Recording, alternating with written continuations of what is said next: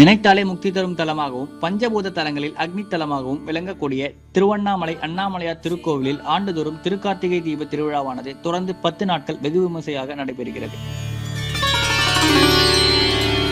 शिव शंकराय शुद्धाय नीलकंठाय धीमहि भक्तवाञ्छितदातारं नमः कैलाशवासिने.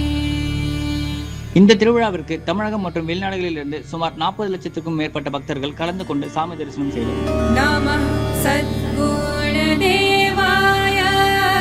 त्रिपुरान्तकाय नमो नमः भवभयहर करुणाकराय अनन्ताय नमो नमः. இந்த நிலையில் திருக்கார்த்திகை தீப திருவிழாவின் கொடியேற்ற விழா இன்று அதிகாலை திருக்கோவில் அண்ணாமலையார் சன்னதியின் முன்புறம் உள்ள 64 அடி உயரம் கொண்ட தங்க கொடிமரத்தில் கொடியேற்றத்துடன் தொடங்கியது.